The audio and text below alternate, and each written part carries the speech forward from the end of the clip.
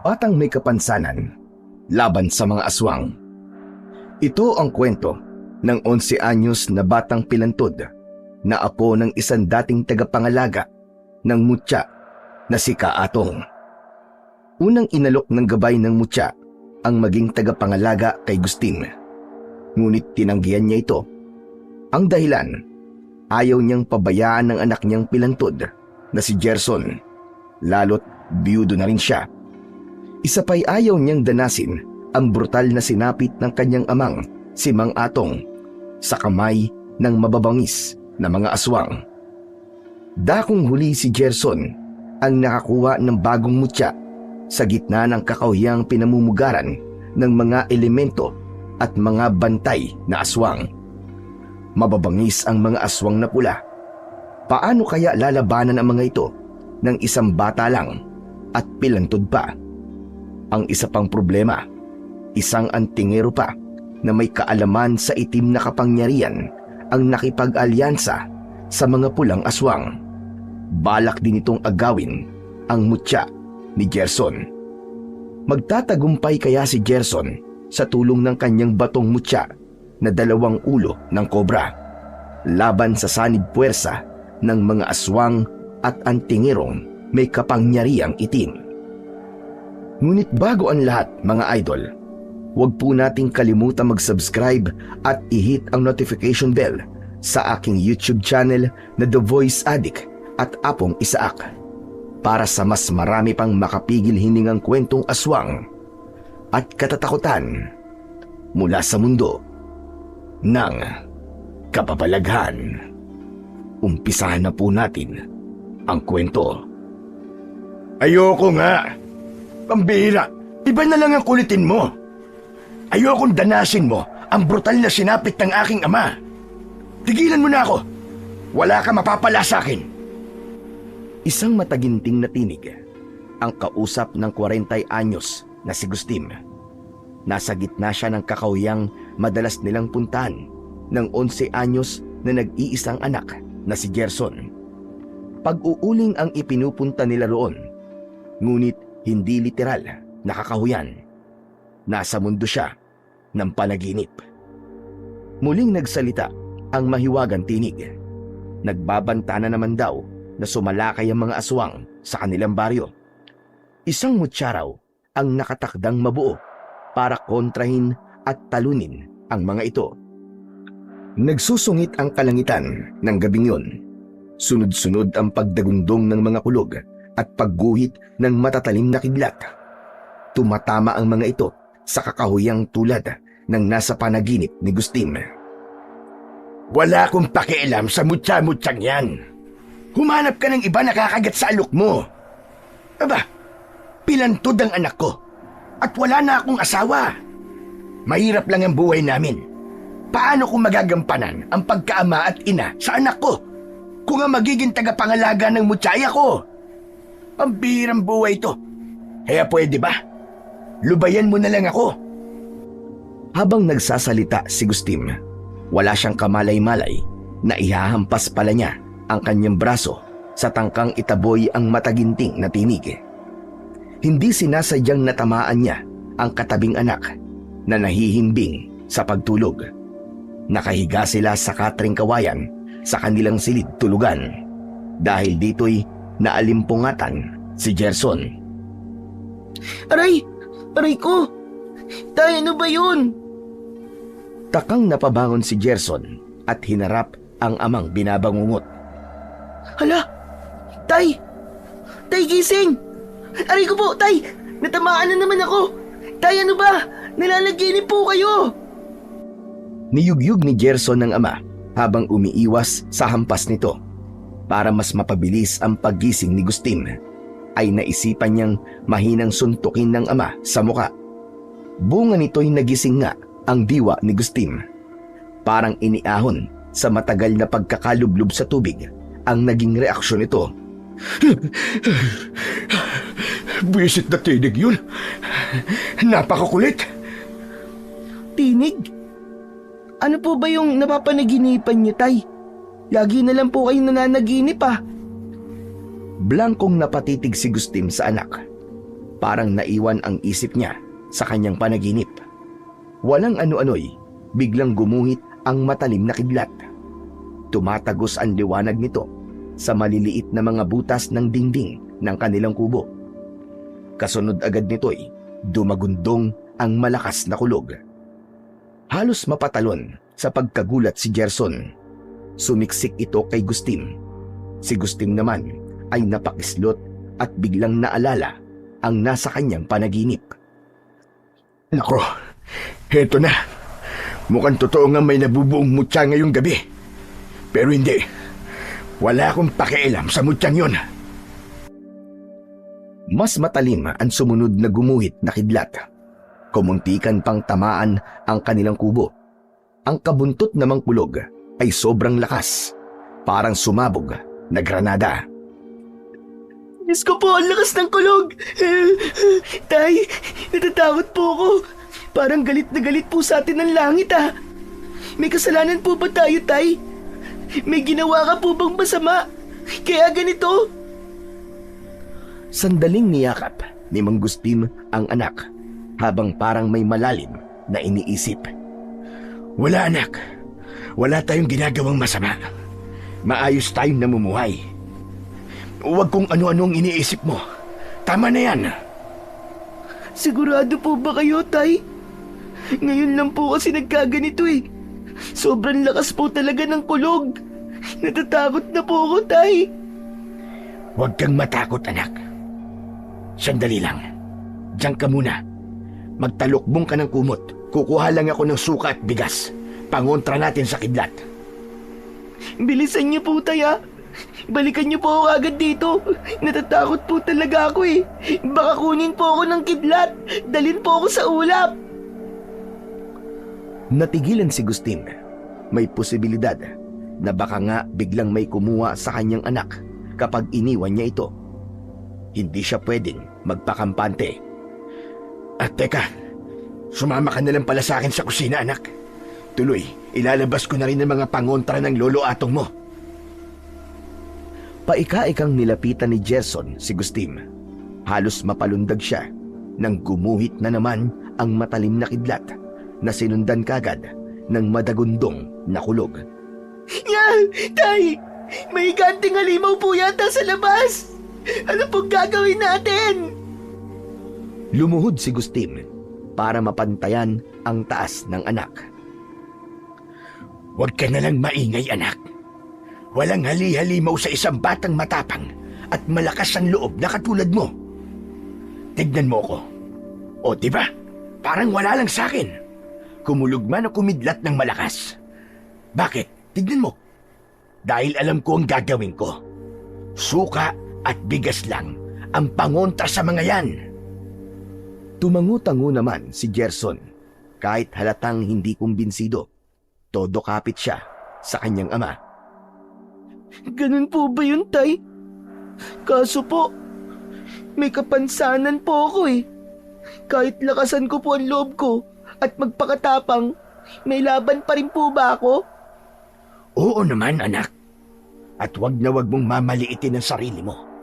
Isipin mo na kahit ikaw ay pilantod, marami ka pa rin magagawa laban sa kahit na anong masasamang elemento sa iyong paligid. Iwasan mong mag-isip ng mga negatibo. Ang dapat, anak, positibo lang lagi ang iniisip mo. Kasi kung puro positibo lang ang iniisip mo, nakakahatak yun ng swerte. Pero kung puro negatibo naman ang ipinapasok mo dyan sa isip mo, kamalasan ang hahatakin mo, anak. Andaan mo ang lahat ng mga sinasabi kong ito, anak. Muling tumangu-tango si Gerson. Nakuha naman niya ang mga sinabi ni Gustim sa kanya. Unti-unting nawala ang pagkatakot niya sa mga kulog at kidlat. Opo, Tay. Tatandaan ko po ang lahat ng sinabi niyo sa akin. Mula ngayon po, hindi na po ako matatakot sa mga kulog at kidlat. Iisipin ko po palagi na parang wala po akong kapansanan. Matapos ang usapan nilang yon, ipinagpatuloy na ni Gustim ang pagkuha ng suka at isang dakot ng bigas. Nagsalin siya ng konting suka sa isang mangkok. Isinawsaw niya ang kanyang dalawang daliri. Pinahiran niya ang sariling noo na hugis krus. Nilagyan din niya ang kanyang batok. Ganon din ang ginawa niya kay Gerson. Ang bigas naman ay isinaboy niya sa bawat sulok ng kubo. Biglang humupa ang pagguhit ng pagdagundong ng mga kidlat at kulog. Ang pumalit naman ay malalakas na pagbuhos ng ulan. Namangha si Gerson sa naging resulta. Hala, Tay, paano po pala naging pangontra ng kulog at kidlat ang suka at bigas?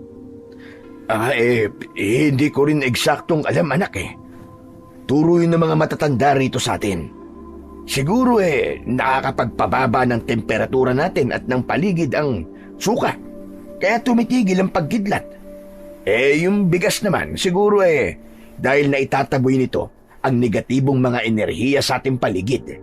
Ganun siguro yun, anak. Ganun po pala.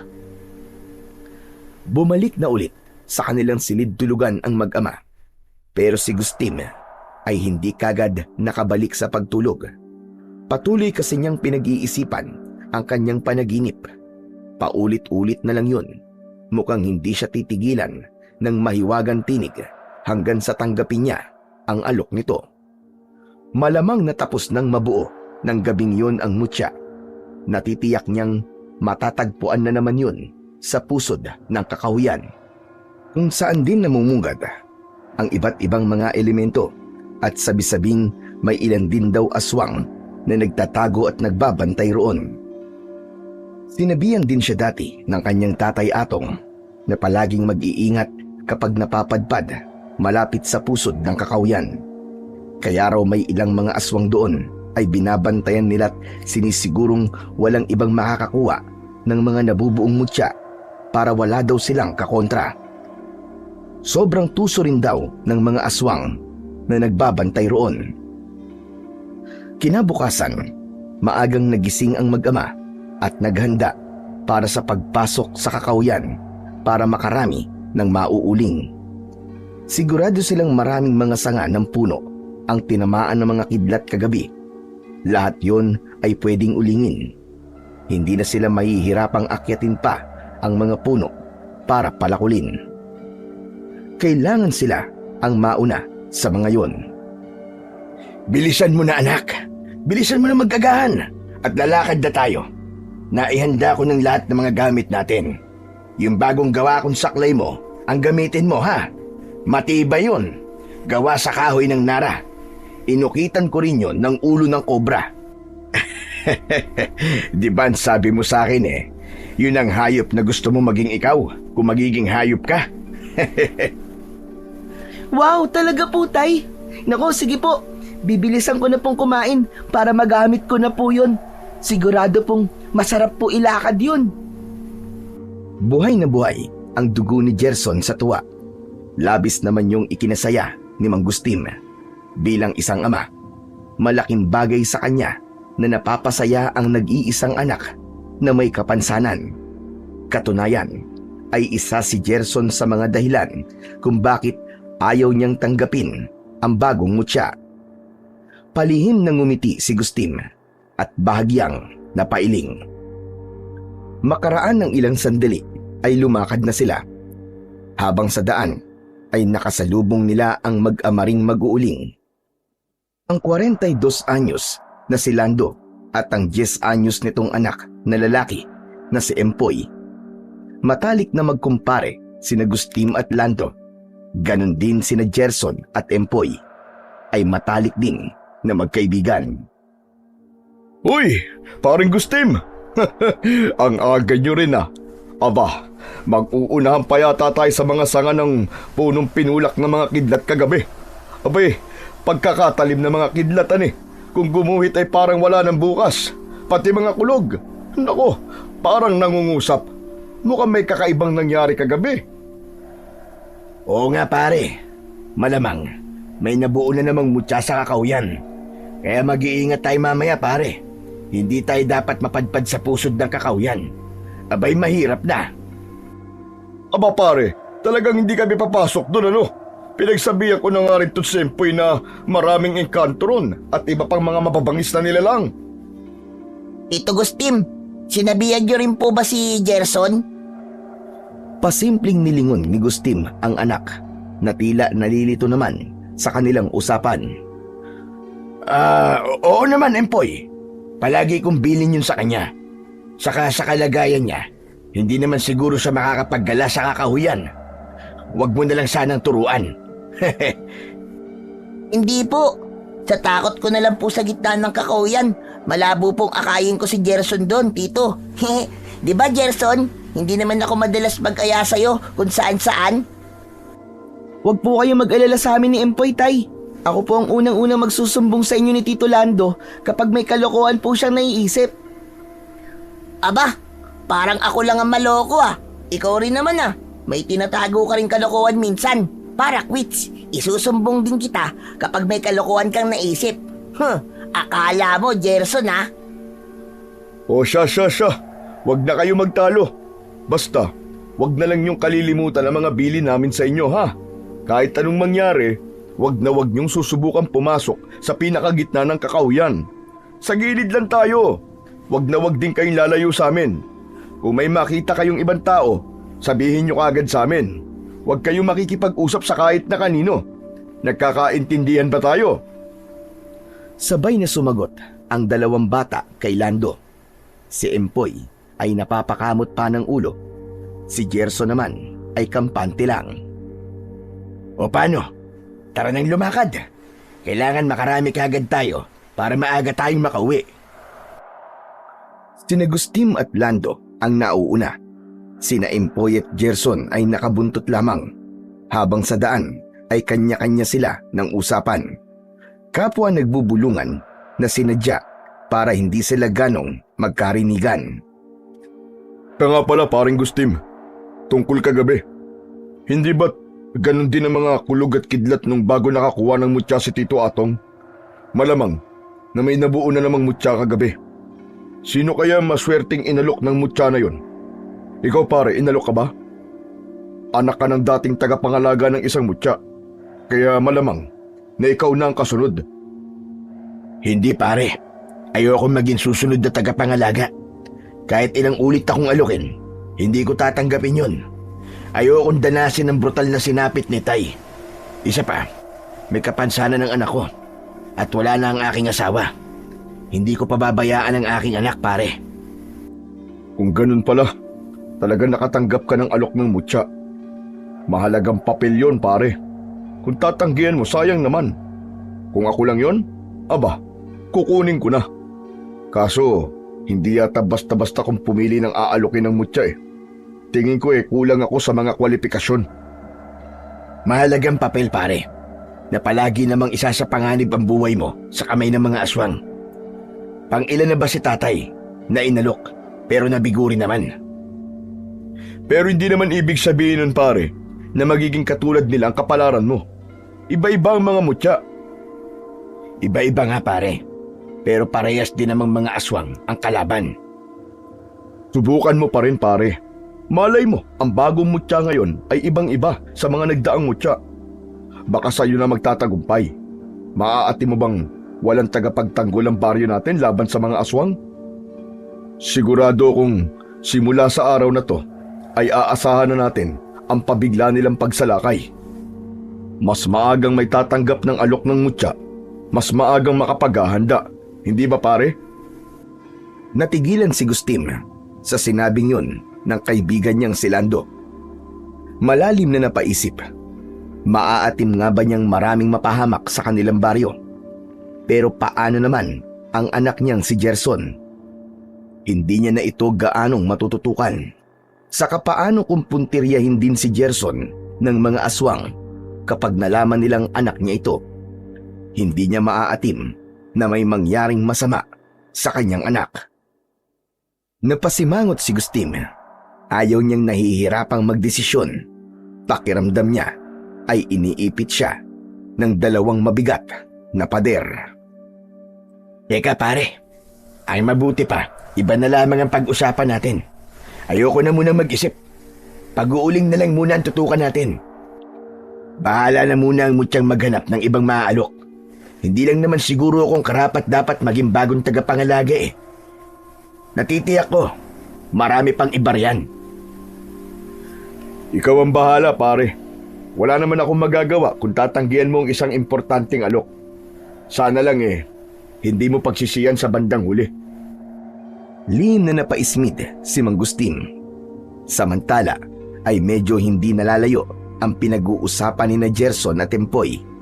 Mahina silang nagbubulungan habang pasulyap-sulyap sa mga tatay nila sa kanilang unahan. Empoy, narinig ko nga pala kanina, kina Tatay at Tito Lando, may nabuo raw na mutya sa kakauyan. Totoo kaya yun? Ay oo, Gerson, totoo yun. Makikita yon sa kalagitnaan ng pupuntahan nating kakauyan. Teka, bakit mo nga pala natanong? Gusto mo bang makuha yon? Nako Gerson, sinasabi ko sa'yo, delikadong pumasok sa kalagitnaan ng kakauyan. Maraming engkanto ron at may nagbabantay na mga aswang. Mahirap makuha yun, lalo na ng katulad lang natin ng mga bata. Pero paano, Empoy, kung hindi naman pala totoo na may engkanto at mga aswang doon? Eh di sana, maraming nagpupunta ngayon doon sa gitna ng kakauyan para hanapin yung mutya. Oo nga no, saka naisip ko lang, paano kaya ang magkaroon ng mutya no? Maganda kaya? Hoy, hindi po kung sino-sino lang ang nakakakuha ng mutya, baka akalain mo. Sabi ni tatay, bihira lang daw silang pumili ng bata. Saka kung pipili sila ng bata, hindi siguro ng tulad mo, yung walang kapansanan ng pipiliin nila. Parang nasaktan si Gerson sa sinabi na yon ni Empoy. Hindi niya naitago ang pagsimangot, pero naalala niya bigla ang bilin ng kanyang itay kagabi. Dahil dito, inalis niya sa isip ang pagkadismaya. Hindi ako naniniwala, Empoy, na ayaw nila sa may kapansanang katulad ko. Tsaka, mas ayaw naman siguro nila yung batang wala ngang kapansanan pero duwag naman, mahina ang isip at makasarili. Yung mga ganun, kahit may kapansanan, basta mabuting bata, matapang at marami pang nakatagong magagandang ugali, pipiliin pa rin siguro nila. Pwede, pero hindi ko alam kung matatawa ba ako kung ikaw ang mapipili. Pero dahil kaibigan kita, matutuwa siguro ko. Saka teka, nakapanaginip ka ba ng tungkol sa mutya?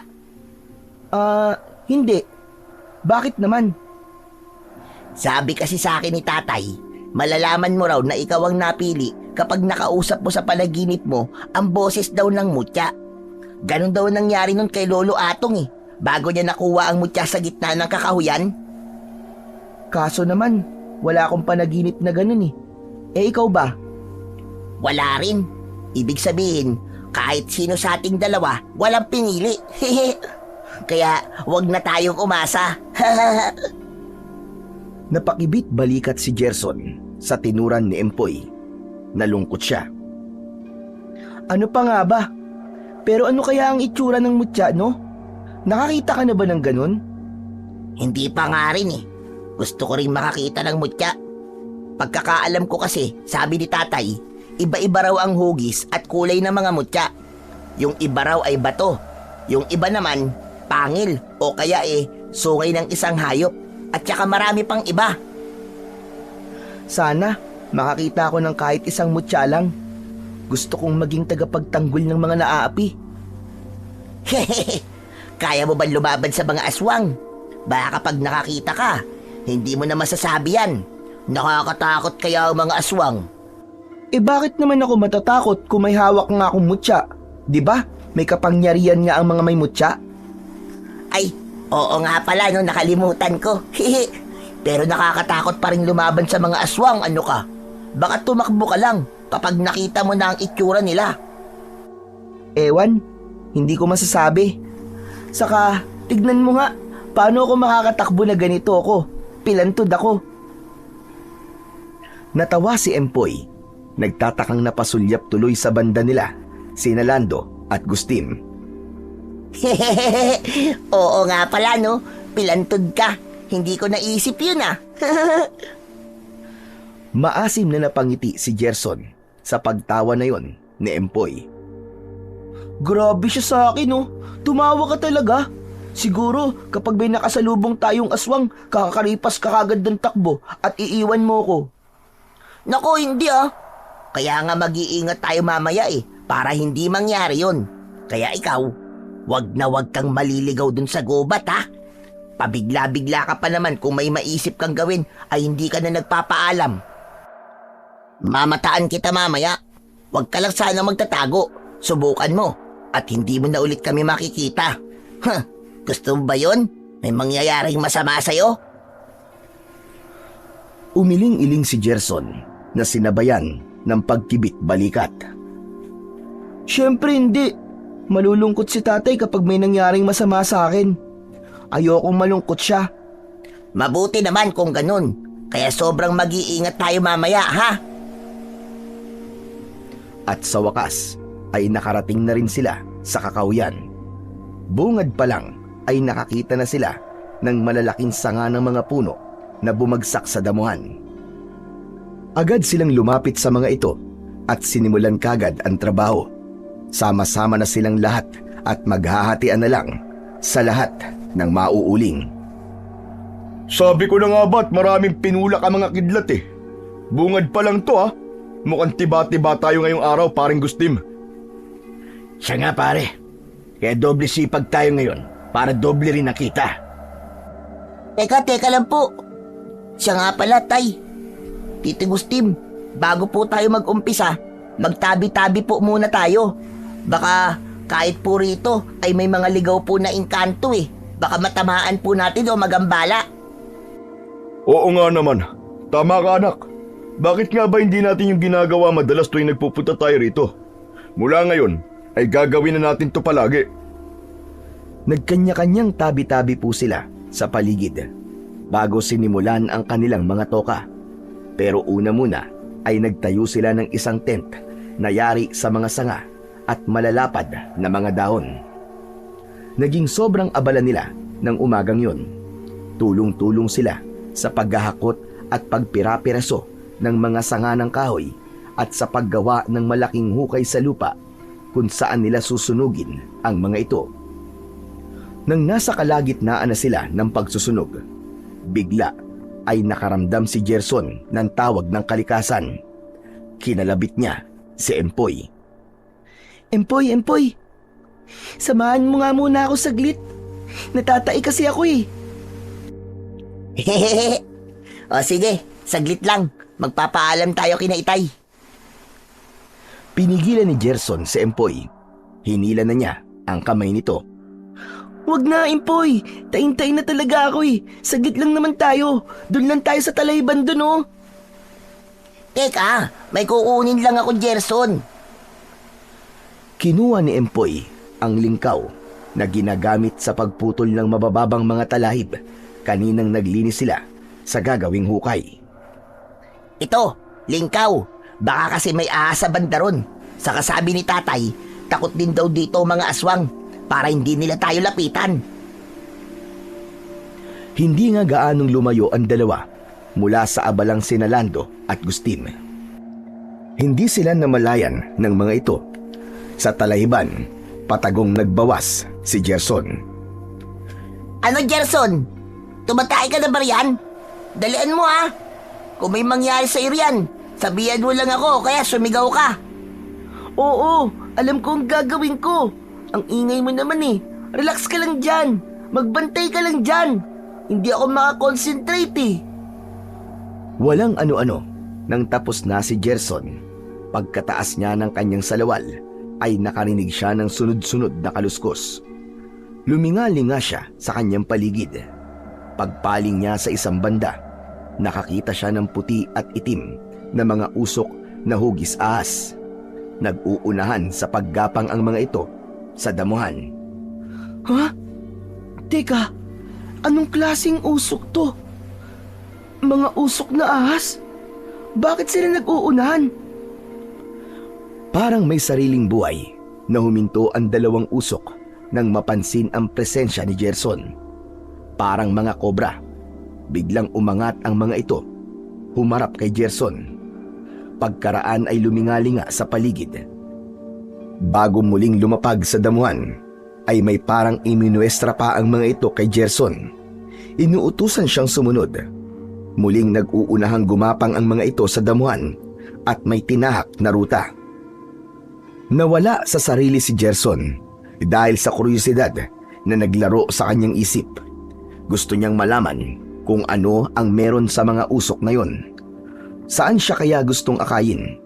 Kinakabahan siya, ngunit hindi niya maintindihan kung bakit naaaliw naman siya sa nakikita.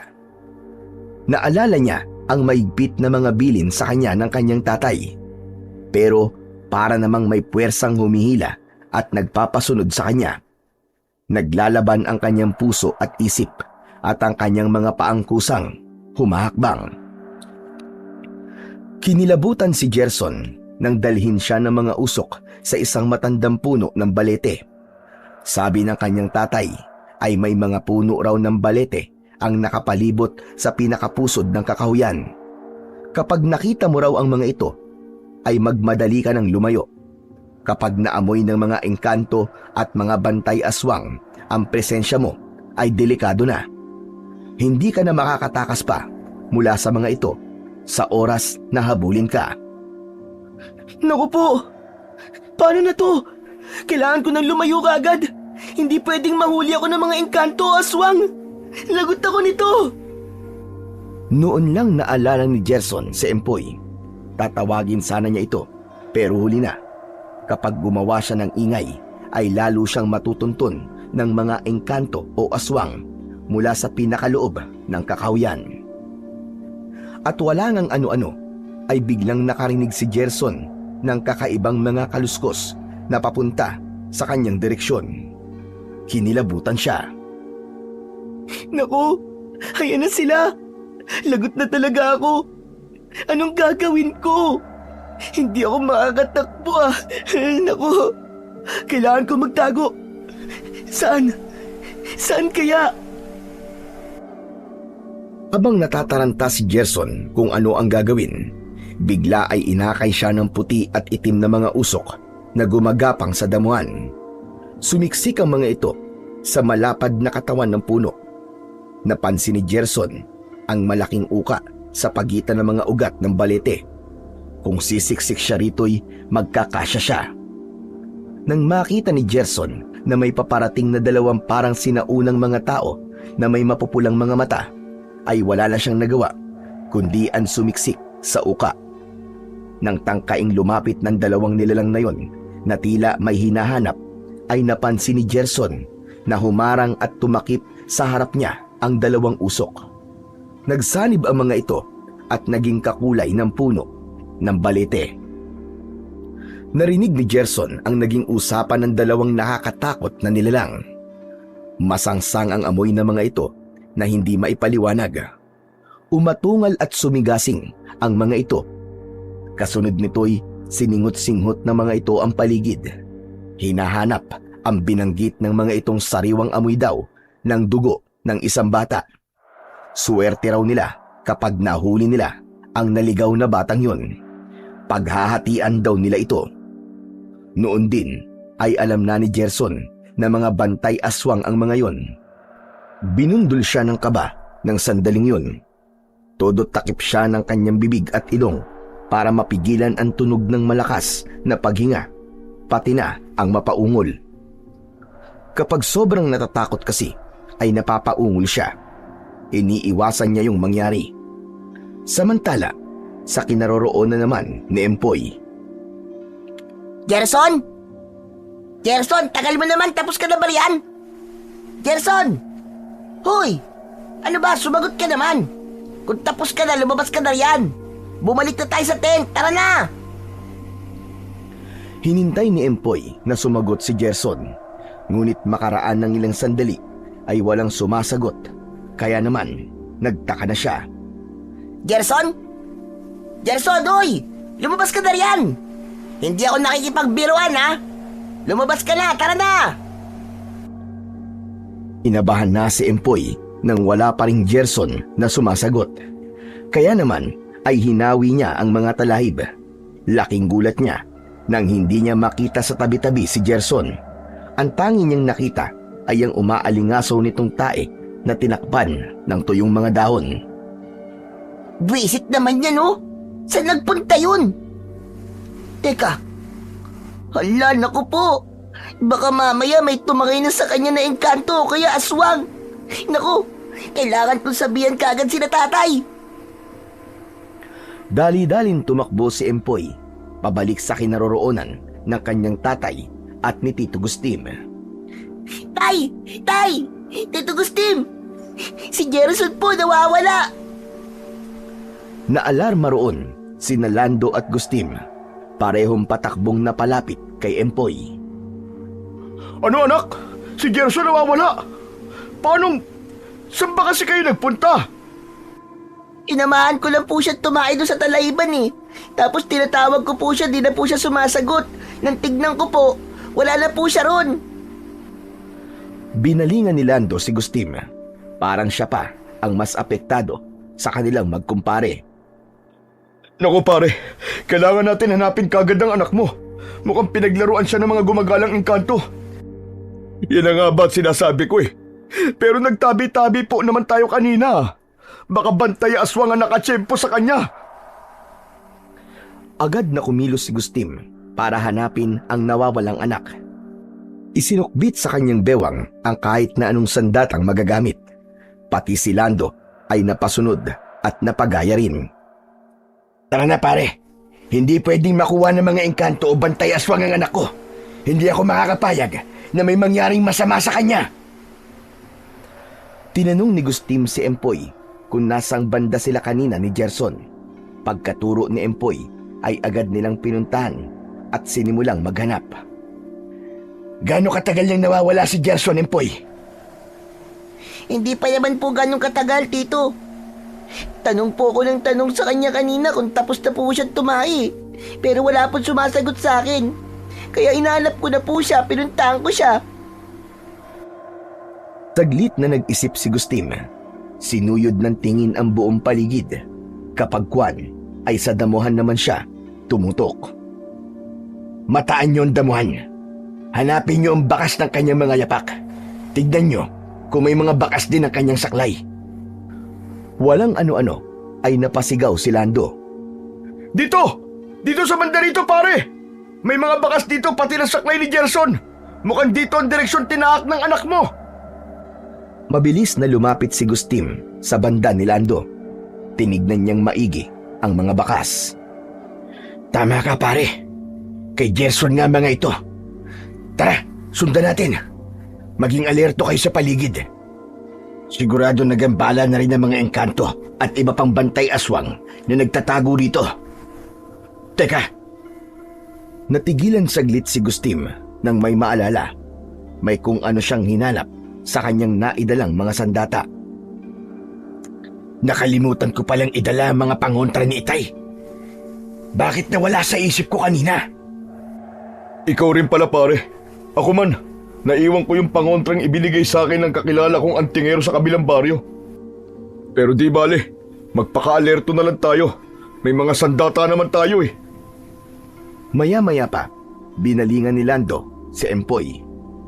Empoy anak, dito ka sa pagitan namin ng Tito Gustim mo ah. Huwag na huwag kang hiwalay sa amin. Kami na ang bahalang makipaglaban.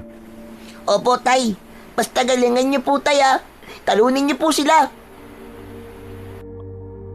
Pabalik sa kinaroroonan ni Gerson. Wala na ang dalawang bantay aswang malapit sa punong balete na kanyang pinagtataguan. Pero nagdatingan naman ang ilang mga engkantong noon lang siya nakakita. May mga diwending itim at pula, taong sigbin, malaking taong uwak, tikbalang at itim na mga aninong butas-butas ang muka at katawan. Ngunit ang pinaka nagpatakot kay Gerson ay yung malaking santelmong mata. Bigla kasi itong tumitig sa kinaroroonan niya na para bang nakikita siya. Nang lumapit pa ito'y napatakip ng muka si Gerson at napausal ng tahimik na dasal. Bago natapos ang panalangin ni Gerson ay narinig niyang nagtakbuhan ang mga nilalang sa paligid. Ang sumunod ay ang paparating ng mga kaluskos na parang naapakang malulutong na mga tuyong dahon. Pagdilat ni Gerson ng kanyang mga mata, ay wala na ang santelmong mata at ang iba pang mga nilalang. Ang nakita naman niya ay isang nakatalikod na matandang lalaki, nakatungkod at mukhang isang ermitanyo. Sa bewang nito ay may kumakalinsing at iba't ibang maliliit na nakasabit na mga botelyang may lamang iba't ibang kulay ng mga langis. May sinasambit sa sarili ang matandang yun. Ay, nako! Nasa kaya bagong mutya? Kailangan kong mahanap yon sa lalong madaling panahon. Ako naman dapat ang makauna. Kay tagal ko nang naghahanap ng mutya, pero kahit kailan ay hindi ako napagkakalooban. Mahusay naman akong antingero. Bakit hindi ako mapili-pili? Maya-maya pa, nakiramdam ang matanda sa paligid. Napansin nitong medyo nagliliwanag ang isa sa mga botelyang nakasabit sa bewang nito. Aha! Mukha nandito lang sa banda rito ang mutya. Dito yata sa puno ng baleteng ito. Teka, mahanap nga. Sa wakas ay magkakaroon na rin ako ng mutya. Nangingislap ang mga matang naghahanap ang matanda sa palibot ng punong balete. Ngunit nang kakapainsanan nito ang bandang kinaroroonan ni Gerson, ay bigla naman itong natigilan. Nakiramdam na naman sa paligid. Napatuwid ito ng tayo nang makarinig ng mga kaluskos na paparating. Teka, mukhang may mga taong paparating. Malamang na naghahanap din ng mutya. Aha! Nararamdaman kong isa sa kanila ang pinili ng mutya. Pero parang nawawala sa kanya ang pagkakapinili. Bumababa ang enerhiyang nasa kanya. Bakit kaya? Pues, magandang pagkakataon ito para maagaw ang mutya. Sandali, magtatago muna ako at magmamasid. Sina Agustin at Lando at Empoy ang mga dumating. Nagulat pa sila nang makita nila ang puno ng balete. Nako, ito na paring Agustin. May puno ng balete dito. Papasok na tayo sa puso ditong kakauyan. Baluarte na ng mga engkanto at mga bantay na aswang. Delikado tayo rito. Basta alerto lang tayo, pare. Huwag na huwag kayong magpapakita ng takot. Kailangan makita ko kung nasan ang anak ko.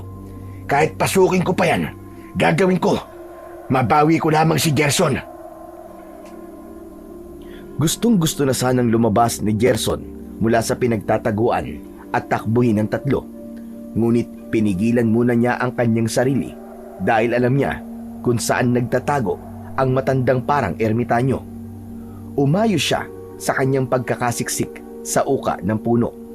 Kapagkway may nakapasyang isang bagay na hindi niya maintindihan kung mainit-init ba o malamig-lamig. Dinampot niya ito at iniangat para makita. Nanlaki ang kanyang mga mata nang mapagtantong isa itong hugis itlog na makintab na bato, kalahating kulay puti at kalahating kulay itim. Teka, anong klaseng bato to? Ang ganda! Walang ano-ano'y parang may bumulong sa tenga ni Gerson. Isang mahiwagang tinig. Sinagot nito ang kanyang tanong. Ang bato raw ay isang mutya at siya raw ang pinipili nitong bagong tagapangalaga. Ano? Mutya? Aha! Parang ito yata ang mutyang hinahanap ng matandang yun. Pero teka, tama po ba ang narinig ko? Ako po ang napiling bagong tagapangalaga ng mutya. Bumulong ulit ang tinig. Ayon dito, siya nga raw ang napili. Pero, bakit po ako? Napakabata ko pa po. Sumagot muli ang mahiwagang tinig. Anito, nakita raw kasi sa kanya ang kadalisayan ng puso. May dugo rin daw siyang isang dating tagapangalaga. Ang totoo raw ay ang kanyang ama ang unang pinili. Ngunit tinatanggihan nito dahil sa kanya. Kaya minabuti raw nitong siya na lamang ang piliin. Nagpakilala ang tinig na siya raw ang espiritong gabay ng mutya. Oras na tanggapin daw niya ang mutya ay sasanib daw ito kay Gerson. Mag-aalinlangan sana si Gerson na tanggapin ang mutya dahil baka hindi niya kayang gampanan. Pero naisip niya bigla ang payo ng kanyang tatay Gustim na huwag mag-isip ng negatibo sa kanyang sarili. Dapat ay positibo lang. Kaya naman ay naisip niyang kung pinili mismo siya ng espiritu ng mutya, ibig sabihin ay alam nitong kaya niyang maging tagapangalaga. Napasulyap si Gerson sa banda ng kanyang tatay Gustim na noon ay labis na ang pag-aalala sa paghahanap sa kanya. Mangyak-ngiyak na rin ito. Ganon din si Nalando at Empoy. Nang makita rin niya ang matandang nagtatago sa makapal na mga halamanan na nag-aabang sa mutya, ay nakabuo na siya ng desisyon. Sige po, tinatanggap ko na pong maging tagapangalaga. Ayoko po mapunta sa matandang yun ng mutya. Mukha po siyang masama eh. Sukat nun din, biglang naramdaman ni Gerson na parang may enerhiyang nahihigop ang kanyang katawan. Unay malamig na enerhiya at sinundan kagad ng mainit na enerhiya. Teka, ano nangyayari sa akin? Ah! Unti-unting nag-iba ang hugis ng mga mata ni Gerson. Naging parang sa makamandag na ahas. Ang isa'y kulay puti, ang isa naman ay kulay makinang na itim. Saglit lang yun, pero agad ding bumalik sa dati. Matapos mahigop lahat ni Gerson ang mga enerhiya dahil sa pagsanib ng espiritu ng mutya, ay narinig niya sa kanyang isip ang tinig nito. Wika nito'y sa wakas, siya na raw ang tagapangalaga ng mutya ng 2 ulo ng kobra. Isang lubhang makapangyari ang mutya. Nasa kanya na raw ang enerhiya at talino ng itim at puting kobra. 10 ng kanilang espesyal na mga abilidad. Mutya ng 2 ulo ng kobra? Yun po ba yung 2 parang usok na nakita ko kanina? Saad ng tinig ay yun nga raw, mga espiritu ng 2 matatapang na kobra na tinamaan ng mga kidlat ng nagdaang gabi. Maglalaban daw sana ang mga ito, pero natsyempuan naman ng mga kidlat. At nang mabuo raw ang mutyay, ito raw ang ipinadalang espiritong gabay. Ganun po pala. Saka, alam mo po bang ahas ang paborito kong hayop na gusto kong maging kung magiging hayop po ako? Kaya tamang-tama po sa akin tong mutya ng kobra. Walang ano-ano'y natigilan si Gerson sa masiglang pagbibida. Paano'y napansin niyang may pulbos na itim na isinasaboy ang nagtatagong matanda. Para rin itong may ibinubulong habang nakakaloko ang pagkakangising nakatingin sa banda ni Agustin, Lando at Empoy. Ang sumunod na nangyari ay nagpakaba kay Gerson. Nakarinig siya ng kakaibang mga kaluskos at ugong na parabang papunta sa direksyon ng kanyang itay at ni Lando at Empoy. Parang resulta ng ginawa ng matanda. Maya-maya pa, naglitawan ang iba't ibang mga engkanto at mga bantay aswang na kahit umaga ay nakapag-anyong aswang. Ang itsura ng mga ito ay sobrang nakakatakot. Pulang-pula ang dilat na mga mata. Malangis na nakakadiri ang mapupulang mga balat. Sobrang buwaghag ang mga buhok. Mauumbok ang mga bunganga dahil sa nakausling mga pangil. Mahaba ang mga bias at ang mga daliri sa mga kamay at paa ay may pagkakatulis at pagkakaitim na mga kuko. Galit na galit at kanya-kanyang atungal ang mga nilalang na yon habang nakatitig at sinisimulang palibutan ang nabigla namang sina Agustin, Lando at Empoy. Nyay! Mga engkanto at mga aswang, tay! Tito Gustim! Ano na pong gagawin natin? Mamamatay tayo dito! Takot na sumisiksik si Empoy sa ama niyang si Lando. Anak ng putya! Ito na nga ba sinasabi ko? Nalintikan na tayo parang Gustim. Naglabasan na nga sila. Kakayanin ba natin sila? Hindi ko alam pare kung kakayanin natin sila.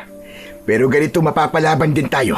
Ay kailangan natin mag-isip ng paraan kung paano natin sila maiisahan. Ihanda mo na mga sandata mo pare. Magtalikuran tayo. Sa gitna natin si Empoy. Ito na sinasabi ko pare. Kung tinanggap mo kagad ang alok na mutya, malamang ginagabayan ka na ngayon para matalo sila. Kaso tinanggihan mo eh. Teka pare, parang may nararamdaman akong kakaibang enerhiya sa paligid. Naramdaman ko na to dati. Mukhang may nakakuha na sa bagong mutya. Ha? Paano mo nararamdaman pare? Sigurado ka ba? Oo pare, sigurado. 100%. Ramdam na ramdam ko talaga ang enerhiya ng mutya. Nasa malapit lang sa atin. Siguro'y naroon mismo sa may puno ng balete. Si Empoy naman, base sa kanyang mga naririnig, ay nanlaki ang mga mata nang may mapagtanto. May gusto sana siyang sabihin sa dalawa, pero minabuti na lamang muna niya na manahimik. Maya-maya, humanda nang umatake ang mga engkanto at mga bantay aswang. Ngunit bago pa man makalapit ang mga ito, ay may ibinulong kagad kay Gerson ang espiritong gabay. Ano? Paano ko palalabasin ang enerhiya ng mutya? Inutusan ng espiritong gabay si Gerson na mag-concentrate at ramdamin ang mga enerhiyang nasa kanyang mutya. Kung sino man daw ang mauna, ay siya ang palalabasin niya. Utusan lang daw niya sa kanyang isip habang mariin ang pagkakahawak sa batong mutya. Ganun nga ang ginawa ni Gerson. Ang una niyang naramdaman ay ang mainit na enerhiya ng espiritu ng puting kobra. Walang ano-ano'y isang puting usok na hugis ahas ang mabilis na gumapang palabas ng kanang paa ni Gerson. Sinundan nito ang itim na pulbos na isinaboy kanina ng matandang ermitanyo. Tinipon nito yon, pagkatapos ay isinaboy pabalik sa matanda. Nagulat pa ang matanda nang maramdaman ito ang nangyari. Teka, parang may nagsaboy sa akin pabalik ng pulbos na itim. Imposible ito. Napaatras ang matanda nang mapansin itong iniwanan ng mga engkanto at mga bantay aswang ang nagtatakang sina Gustim, Lando at Empoy at bumuelta papunta sa direksyon ng matanda. Ano nangyari paring Gustim? Bigla nila tayong iniwasan. Hindi ko rin alam pare. Palagay ko'y may nagpapagana na ng bagong mutya. Nandito lang siya sa paligid. Ramdam na ramdam ko pare. Naku, sana nga pare. Kung ganun ay samantalahin na nating hanapin si Gerson. Si Empoy naman ay may minamataan sa puno ng balete. Nooy unti-unti nang nakakalabas si Gerson mula sa pinagtataguan. Ang harang kasing nilikha ng mga espiritu ng dalawang kobra ay nawala na mula nang makuha niya at tanggapin ang batong mutya. Si Gerson! Hala, Tay! Tito Gustim! Tignan nyo! Si Gerson po yata yun! Asan anak? Asan si Gerson? Ayun po, sa may puno po ng balete. Lumabas po siya mula sa uka. Tara po, tulungan po natin siya. Agad na mataan ni Gustim ang kinaroroonan ng kanyang anak. Unay nakadama siya ng tuwa, pero agad na palitan ng pagdududa. Napansin kasi niya na hindi ginagamit ni Gerson ang bagong gawa niyang saklay. Sandali paring Lando. Huwag niyo munang lalapitan si Gerson. Baka hindi yan ang anak ko. Paano po hindi siya si Gerson, Tito? Tignan niyo po maigi. May hawak po siya sa saklay. Siya po yun, sigurado ako. Napansin niyo bang hindi na siya ika-ika kung maglakad? Saka bakit lumalabas siya sa puno ng balete? Baka engkanto lang yan na ginayang itsura ng anak ko. Siya nga pare. Pero paano kung si Gerson talaga yan? Hintayin muna nating mapansin niya tayo. Kilala ko kung paano gumawi ang anak ko kapag nakikita niya ako. Doon ko malalaman kung siya nga talaga yan. Nang tuluyang makalabas si Gerson sa uka, ay sinimulan na niyang maglakad papunta kina Gustim, Lando at Empoy. Noon lang din niya napansin ang kanyang paglalakad. Biglang tuwid na pala ang kanyang mga paa at ang kanyang saklay ay bitbit na lang pala niya. Binulungan siya ng kanyang gabay na dahil daw sa enerhiya ng mutya, kaya gumaling siya. Sa labis na tuwa sa kanyang nalaman, ay pabiglang tumakbo si Gerson papunta kina Agustin. Hindi talaga niya napigilang mapasigaw. Tay! Magaling na po ang mga paa ko! Hindi na po ako pilantod! Magaling na po ako, Tay! Yayakap sana si Gerson kay Agustin, ngunit umiwas muna ang huli. Gerson, diyan ka lang. Ikaw ba talaga yan, anak? Opo, Tay! Ako po to! Gumaling na po ang mga paa ko, kaya nakakalakad na po ako, Tay! Teka, bakit parang hindi po kayo naniniwalang ako to? Sumingit si Empoy. Kasi, bakit sa puno ng balete ka lumabas? Ano ka, engkanto? Napalingon si Gerson sa pinanggalingan niya. Ah, iyon ba? Naku, tara na po munang lumayo rito. Saka na po ako magpapaliwanag. At saka, may papakita ako sa inyo. Ngunit hindi muna pumayag si Agustin na umalis sila hanggat hindi pa siya nakakasiguro kay Gerson. Hindi tayo aalis dito hanggat hindi ko napapatunayang ikaw talaga ang anak ko. Saglit na nag-isip si Gerson. Itay, ako po talaga to, ang anak nyo, si Gerson. Lagi niyo po akong sinasabihang huwag maliitin ang sarili ko kahit may kapansanan ako. At dapat mga positibo lang po ang palagi kong iniisip. Ako po ang anak nyo. At kung magiging hayop po ako, ay gusto ko po maging ahas. Nakalimutan niyo na po ba yon? At sa wakas ay nakumbinsi rin si Agustin. Nilapitan niya't niyakap ang anak ng mahigpit. Ikaw nga ang anak ko. Gerson, anak. Salamat naman at walang nangyaring masama sa'yo. Akala namin nakuha ka na ng mga engkanto kaya ng bantay aswang eh. Matapos magsalita ni Agustin, ay nagpalinga-linga sila sa paligid nang makarinig sila ng mga kaluskos na paparating. Naku, kailangan na po nating umalis, Tay. Pabalik na po ang mga engkanto at aswang. Nagmamadali na nga silang umalis, palayo sa puno ng balete.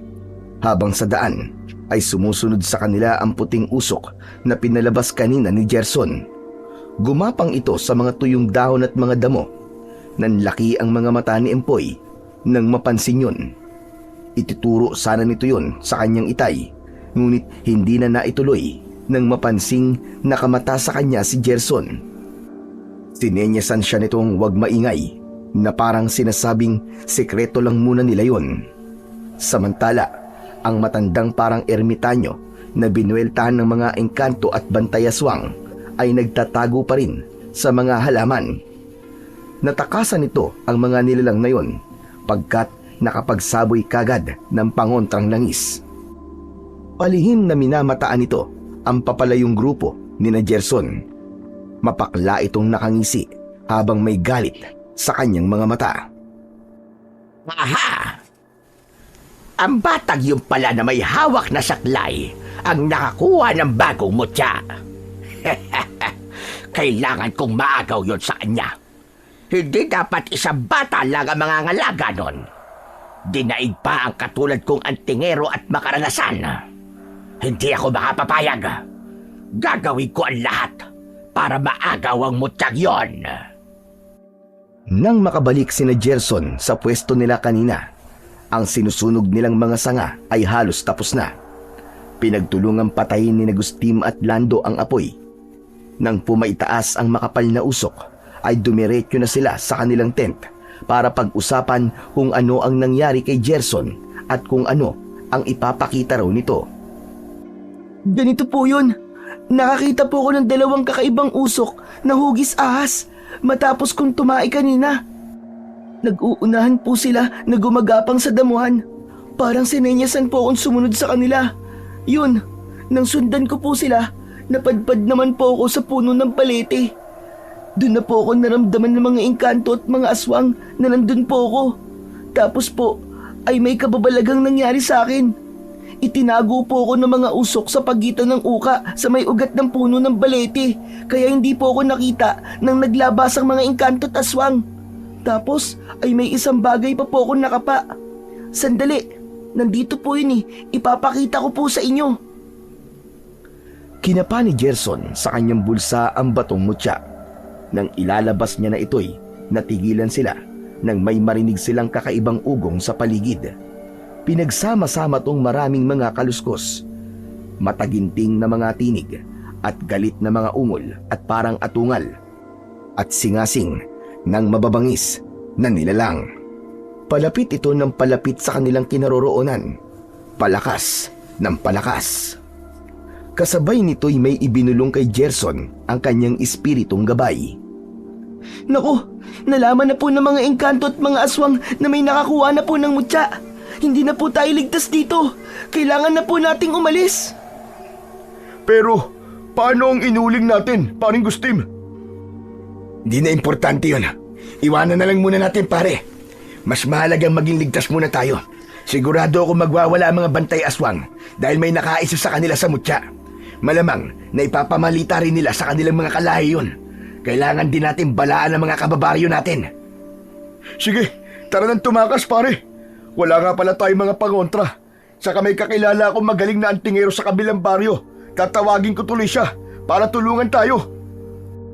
Sa takot nila sa mabilis na papalapit na ugong ay nagmadali silang tumakas. Ang sumusunod naman sa kanilang puting usok na hugis kobra ay sandaling may ginawa bago muling sinundan si Gerson. Lumikha ito ng simbolo sa damuhan na gawa sa puting usok na nagmumula rito. Pagkatapos ay humalo sa hangin. Dahil doon ay hindi nagawang abutan ng iba't ibang mga engkanto at bantay aswang sina Gerson. Tila napaso ang mga ito sa isang hindi nakikitang harang. Tay, ito po sana yung gusto kong ipakita sa inyo kanina sa kakahuyan. Batong mutya po ito ng 2 ulo ng kobra. Isa pong puti at isang itim. Sumanib po sa akin ang espiritong gabay nila.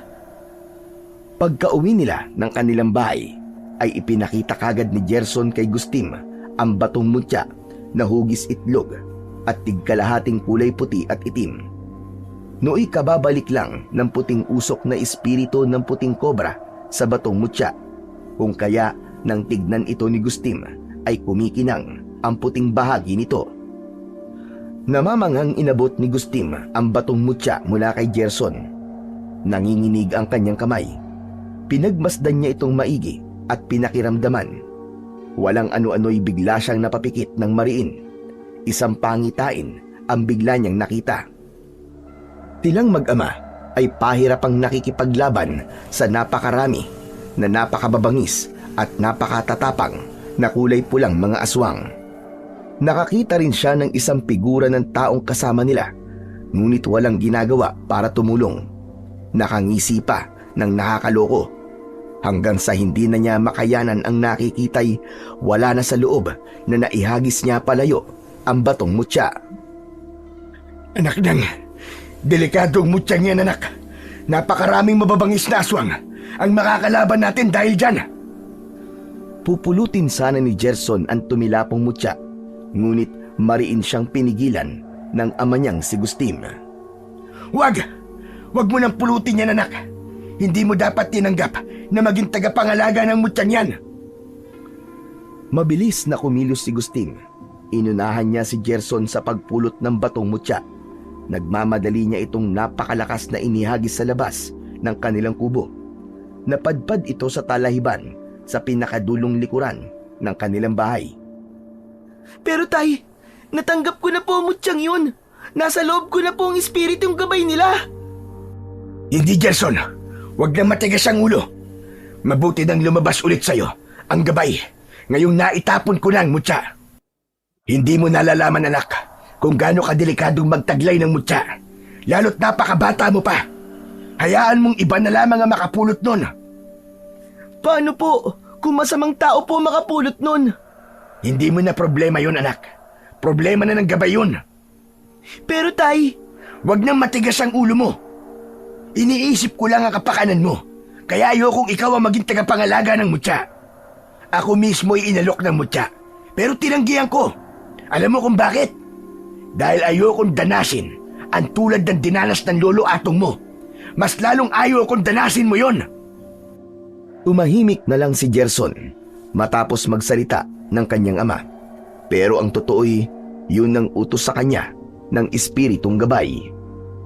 Samantala, sa bahay naman ng mag-amang Lando at Empoy. Sigurado ka ba sa nakita mo, anak? Opo, itay. Kitang-kita po ng dalawa kong mga mata ang puting usok na hugis cobra na sumusunod po kay Gerson. Pinenyasan po niya ako na wag akong maingay. Sigurado po kung siya po ang nakakuha ng mutya. Siguro nga. Kaya siguro gumaling ang kanyang mga paa. Kaya lang, ay napakabata pa niya para mapili ng isang mutya. Pagkakaalam ko si Tito Gustin mo ang inalok ng mutya. Nakaw, mukhang kailangan kong makausap ang kakilala kong antingero sa baryo Inanama, anak. Ngayon din ay kailangan ko siyang puntahan para mailapit natin si Gerson nang sa ganun ay matulungan siya kung paano maging tagapangalaga ng mutya. Sasama po ako sa inyo, tay. Agad na lumakad ang mag-ama. Dahil kabilang baryo lang naman ang Inanama mula sa baryo Cosby, hindi naman nagtagal ay nakarating kagad sila sa bahay ng tinutukoy ni Lando na kakilalang matandang antingero. Nooy papahapon na. Oh, Lando! Nadalaw ka!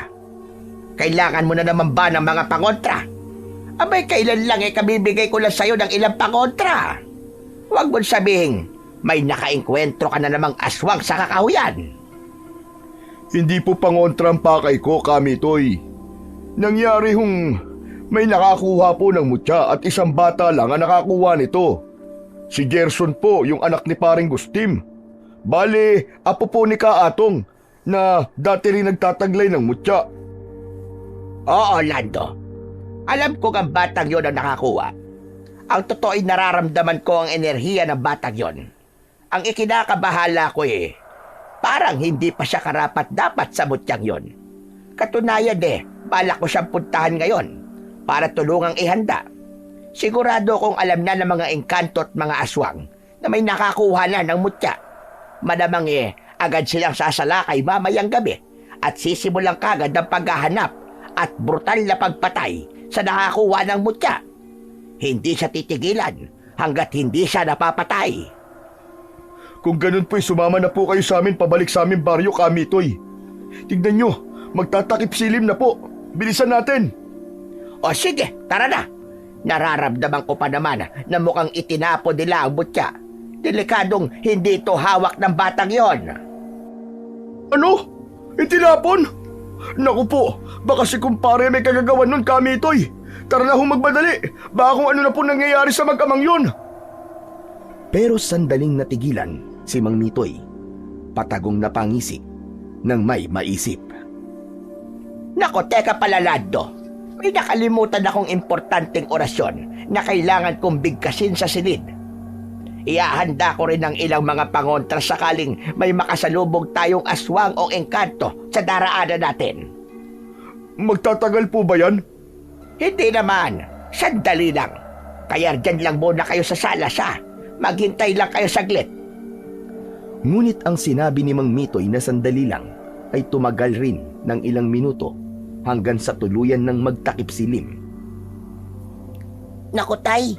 Inabot na po tayo ng gabi. Pero hindi pa rin po lumalabas si Mang Mitoy. Nag-aalalang pinasok na ni Lando ang silid-dasalan ni Mang Mitoy. Sakto naman pagbukas niya ng pinto, akmang lalabas na ang matanda.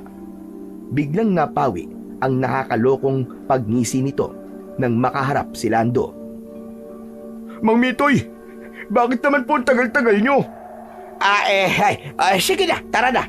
Sigurado kung sumasalakay na ang mga aswang sa baryo nyo. Heto, magdala kayo ng mga pangontra at mga sandata. Tinanggap ng mag-ama ang mga inabot ni Mang Mitoy. Ang mga sandata nila'y tig-isang buntot pagi at matalas na itak. Si Empoy nooy medyo natitigilang napapaisip. Napansin kasi niya ang kaninang nakakalokong pagngisi ng matanda. Nasa mga mata niya ang pagdududa. Teka po, sigurado po kayong Tutulungan niyo po si Gerson sa kanyang mutya? Sa tanong na yun ni Empoy, ay sinamaan siya ng tingin ng matanda na lingid kay Lando. Bigla rin itong iniba ang ekspresyon ng muka nang biglang mapatuon dito ang nagtatanong na mga mata ni Lando. Ha? Oo naman, iho. Wala ka bang tiwala sa kakayahan ko? Isa akong hindi basta-bastang antingero. Di kalibre, ika nga. Marami na akong napatay na mga aswang. Doon na ka sa akin. Pwede ko namang bawiin yung mga hawak nyo. Nataranta si Lando sa naging sagot ng matanda. Siniko niya ang kanyang anak. Ako kay Mito Kan Mito pagpasensyahan niyo na po ang anak ko. Ganyan lang ho talaga siya, mapagduda. Palibasa po bata pa at marami pa pong hindi alam tungkol po sa inyo. Isipin na lang po ninyo na nag-aalala rin siya para sa kaibigan niya si Gerson. Kaya biglaan po kung magtanong. Ganun ba? Pwes, binibiro ko lang naman ang anak mo, Lando. Alam ko namang ignorante pa siya. Kaya lang hindi magandang manatili siyang walang alam. Dahil ang kamangmangan, madalas, ay umaakay sa kapahamakan. Hayaan niyo ho at tuturuan ko po ng leksyon ng batang yan. Siya na po, tara na. Kinakabahan na rin po ako at naiwan po namin mag-isang asawa ko sa bahay. Baka salakayin po ng mga aswang ay walang magtatanggol sa kanya. Isa pa baka kung ano na rin po nangyari kina Paring Gustim. Kayo talaga ang inaasahan naming tulong At tangu-tangong sumunod si Mang Mitoy, pero hindi napansin ni Lando at Empoy na may kakaibang kinang sa mga mata nito. Kasunod nito'y nagmadali na silang pumaroon sa Baryo Cosby. Ang dinatnan nila'y malawakang kaguluhan. Nagsisigawan ng mga tao dahil sa pagsalakay ng mababangis na mga aswang na kulay pula ang kutis. Katakot-takot ang paraan nila ng pag-atungal at pagsingasing. Bawat maabutan ng mga ito sa daan ay pinagtutulungang lapain. Talagang dumanak ang dugo sa Baryo Cosby. Mga aswang! Tay! Nakakatakot po sila! Iyan damang buntot pagi, anak. Iampas mo lang sa mga aswang na yan kapag binalingan nila tayo. Huwag kang matakot sa kanila. Magtutulungan tayo, anak. Makakaligtas tayo dito. Lando! Empoy! Huwag niyong kalimutan ang mga binigay kong pangontrang langis. Kada aswang na matatamaan nyo ay sabuyan nyo kagad ang kanilang mga sugat nang humina sila at layuan kayo. Tumangu-tangu naman si Lando, pero sa halip ay mabilis niyang kinuha ang buntot pagi ng anak at mabilis na pinaliguan ng pangontrang langis. Ganon din ang ginawa niya sa kanyang buntot pagi. Heto, anak, para hindi tayo ganong mahirapan. Siguro kada matamaan yan ay manghihina ka agad. Ayos ang naisip mo, Lando. Paano? Tara na sumugod papunta kina Gerson. O kaya sabihan mo na lang ako kung saan banda ang kanila. At kayo naman ay iligtas nyo muna ang asawa mo. Umayag naman si Lando roon, pero bago sila maghiwalay ay may ibinigay pa sa kanila ang matanda. Teka, bago kayo umalis. Isuot nyo muna ang mga medalyong ito bilang dagdag proteksyon para lalo matakot sa inyo mga aswang. Huwag na huwag niyong huhubarin yan o hahayaang matanggal sa inyo ng mga aswang. Tuluyan na silang naghiwalay matapos maituro ni Lando ang direksyon papunta kina Gerson.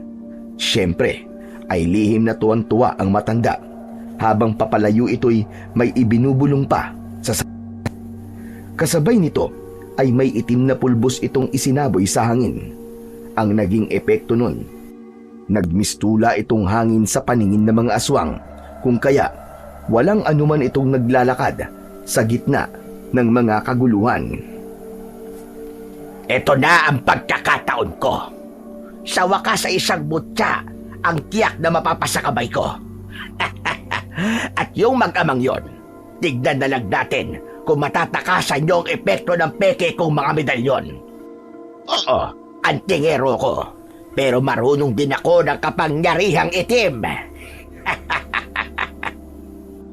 Ang unang pinuntirya ni Kamitoy ay ang kinaroroonan ng batong mutyang itinapon ni Gustim. Naroon lang ito sa talahiban, kumikinang-kinang at tila naghihintay ng makakapulot nito. Gamit ang kanyang itim na kapangyarihan ay nararamdaman ni Mang Mitoy kung saan banda ito matatagpuan. Aha! Kung siniswerte ka nga naman. Heto't libreng-libre mo lang makukuha ang batong mutya. Samantala, sa kinaroroonan ng mag-amang Gustim at Gerson, kapwa sila natataranta kung ano ang gagawin nila sa biglang pagsalakay ng mga aswang sa kanilang baryo, lalo na't mukhang marami ang umaaligid sa palibot mismo ng kanilang kubo. Si Gustim ay hindi magkandatuto sa paglalabas ng mga pangontrang langis mula sa lumang baul ng yumaong amang si Mang Atong. Naglabas na rin siya ng mga buntot pagi at latigong ibinabad sa langis ng bawang at nyog. Si Gerson naman ay hindi mapakali, hindi malaman kung ano ang gagawin, kung lalabas para hanapin ng batong mutya o maghihintay na lang ng kung ano ang susunod na mangyayari. Gerson anak, ito ang mga pangontrang langis ng lolo Atong mo. Pahiran mo ang buong katawan mo para iwasan kang lapitan ng mga aswang. Ito pa ang latigo at buntot pagi.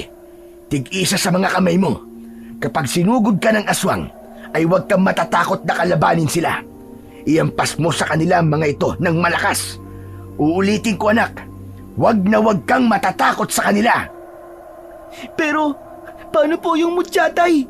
Yun po ang mas kailangan natin ngayon laban sa mga aswang. Medyo naiinis si Gustim. Pagalit niyang sinabihan ang anak. Pwede ba anak? Huwag mo nang isipin ang mutyang yun, kalimutan mo na yun. Hayaan mong iba na lang ang makapulot doon. Hindi sa minamaliit kita bilang isang bata. Ang ayoko lang, mapapahamak ka at matutulad ka sa sinapit ng lolo Atong mo. Pero paano po ang mga kababaryo natin, Tay? Wala po magtatanggol sa kanila. Hindi niyo po ba naririnig ang mga sigawan nila, Tay? Natigilan si Gustim. Nooy dinig na dinig niya mismo sa kanilang kapitbahay ang takot na mga sigawan. Ang ilan pa nga ay nakaririnding sigaw ng brutal na nilalapa ng mga aswang. Kung ayaw niyo po, Tay, na ako maging tagapangalaga ng mutya, kayo na lang po sumalo. Hanapin niyo po mutya at iligtas niyo po mga kababaryo natin, Tay. Sige na po. Muling natigilan si Gustim at nag-isip. Hindi ko sasaluin ng mutyang tinanggihan ko na anak. Hahanap na lang ako ng ibang paraan kung paano ipagtatanggol ang mga kababaryo natin. Umiling-iling si Gerson sa sinabing yun ng ama. May gusto pa sana siyang sabihin, pero biglang may ibinulong sa kanya ang kanyang espiritong gabay. Nag-concentrate si Gerson. Ang mga kamay niya ay unti-unting iniaangat sa ere. Biglang nanginig ang buo niyang katawan na parabang pinasukan yun ng kuryente. Bunga nito'y nataranta si Gustim. Anak! Anak! Ano nangyayari sa'yo? Anak! Nang muling nagdilat ng mga mata si Gerson, ay napaatras sa takot at pagkagulat si Gustim. Nag-iba ang kulay at hugis ng mga mata ni Gerson. Naging parang mata ng ahas. Ang sa kanan ay naging makinang na puti at may guhit na itim. Ang sa kaliwa naman ay kulay makintab na itim na may guhit na puti sa gitna. Sumunod ay may ibinulong si Gerson sa hangin. Magsilabas kayo mula sa akin. Hanapin niyo ang dapat hanapin. Ihanda niyo ako sa laban, sa kasamaan. Dalawang usok ang mabilis na naglabasan mula sa mga paa ni Gerson. Usok na itim at usok na puti na parehong hugis kobra. Mabilis na gumapang ang mga ito palayo. Sa gulat ni Gustim ay dinaanan siya ng puting usok at tinuklaw. Pagkaraan ay mabilis itong lumayo at sinundan ang itim na usok palabas ng kanilang kubo. Ano nangyayari anak? Bakit ako tinuklaw ng puting usok na hugis kobra? Anong ibig sabihin nun? Humanda ka po tayo sa mga posibleng mangyayari. Mga aswang at kampo ng dilim po makakalaban natin. Samantala, ang mag-amang Lando at Empoy ay nakarating na sa kanilang bahay. Labis silang natakot nang madatna ng kanyang asawa na sigaw ng sigaw sa loob ng kanilang kwarto. Naglock ito ng pinto at ang mga aswang ay buong bangis na sinisikap na sirain yon. Ang isa pang labis na nagpakaba sa kanila ay nang mapansin nilang parang sinundan sila ng marami pang aswang. Nako, bakit parang sinusundan pa tayo ng mga aswang, anak? Akala ko'y lalayuan nila tayo matapos natin silang hatawin ng buntot ng pagi. Nalilito ring napatingin si Empoy sa suot nilang medalyon na bigay sa kanila ni Mang Mitoy. Nang mapansin niyang parang nagdidilim ang kulay nito'y kinabahan siya. Napatingin din siya sa medalyon ng kanyang ama. Lalo pa siyang kinabahan nang mapansing maging ang medalyon nito'y ganun din. Ay, tingnan niyo po ang medalyon niyo. Nagdidilim po. Peke po yata itong mga medalyon na binigay sa atin. Di po ba sabi niyo po sa akin dati, karaniwan ng mga medalyon kapag gumagawa ay nagliliwanag. Pero ito po suot natin, parang kabaligtaran. Nagdidilim po. Gulat ding napatingin si Lando sa kanyang medalyon. Noon lang niya napansin yun. Oo nga no. Teka, pero bakit naman peke ang ibibigay sa atin ni Kami, Toy? Palagay ko po tayo ay niloloko lang niya po tayo. Napansin ko po kasi dati, nakakaiba siya kung umiti. Halata po may binabalak siyang hindi maganda. Ang mabuti pa po tay, tanggalin na po natin itong mga medalyon. Para po kasing ito nagtatawag sa mga aswang eh. Huwag mo munang huhubarin, anak. Baka lalo tayo mapahamak kapag hinubad mo yan. Sa puntong yun, tuluyan ng nagdagsaan sa palibot ng kanilang bahay ang mababangis na mga aswang. Sige na po tay, hubarin na po natin. Nandito na po yata ang lahat ng mga aswang. Nang sabay-sabay na mag-atungalan ang mga aswang at sabay-sabay na rin sanang susugurin ang mag-ama, ay isang puting usok ang biglang lumitaw kung saan. Lingid ito sa kaalaman ng mag-ama at pati na rin sa mga aswang. Mabilis itong gumapang patungo kina Lando at Empoy. Pinagtutuklaw nito ang mag-ama nang hindi nila namamalayan. Matapos ito'y dumiretso ito sa kwartong kinaroroonan ng asawa ni Lando at tinuklaw rin ito. Makaraan ay unti-unti na itong humalo sa hangin. Sa kinaroroonan naman ni Mang Mitoy, hawak-hawak na niya ang batong mutya. Kumikislap sa tuwa ang kanyang mga mata habang itinataas ito sa ere. Sa wakas, isang makapagyarihang mutya ang napasa kamay ko. Ngunit hindi namamalayan ng matandang antingero na may isang itim na usok na biglang lumitaw sa kanyang likuran. Mabilis itong gumapang at galit na tinuklaw sa paa. At katulad ng puting usok, ang itim na usok ay unti-unti ring naglaho sa hangin pagkatapos. Sumunod na nangyari, biglang nagliwanag ang batong mutya na hawak-hawak ni Mang Mitoy. Ang liwanag nito ay parang may isip na unti-unting pumasok sa katawan ng matanda. Dahil sa enerhiyang taglay nito ay talagang napapikit ng mariin si Mang Mitoy. Tuloy nanginig ang buong katawan. Dahan-dahan nagmulat ng mga mata ang matanda. Ang mga mata nito ay nagbago at naging tulad ng kay Gerson. Sa wakas, naganap na. Simulan na natin ang pagpapagana ng kapangyarihan ng mutya ng dalawang ulo ng kobra. Tinangkang pagsanibi ni Mang Mitoy ang kapangyarihan ng mutya at ng kanyang itim na kapangyarihan. Nasa mukha niya ang pag-aalalang baka hindi magtagumpay ang sanib puwersa. Ngunit nang maramdaman itong tila nagtagumpay, ay maluwang itong napangiti. Tagumpay ang gusto kong mangyari. Ngayon ay simulan naman natin subukan kung gaano ka-epektibo ang sanib puwersa ko. Tumambit si Mang Mitoy ng isang orasyon. May tinatawag ito mula sa paligid. Isa-isang nagdatingan ang napakapangit na mga pulang mga aswang sa kanyang palibot. Mga aswang na pula, makinig kayong lahat sa akin. Tutulungan ko kayong hanapin ang nagtataglay ng mutyang kinatatakutan nyo. Isang bata ang nakakuha nun. Pupuntahan ko siya at ang kanyang ama para kunyaring tutulungan ko sila. Magbibigay ako ng hudyat sa inyo kung kailan nyo sila sama-samang susugurin. Lapain nyo sila at pagpiestahan hanggang sa kahuli-huli ang patak ng kanilang dugo at kahuli-huli ang himaymay ng kanilang mga laman. Sabay-sabay na nagsiatungalan ang mga aswang na halatang wala sa sariling katinuan. Pagkatapos ay nangalat ang mga ito sa paligid at pansamantalang nagsitago kung saan-saan.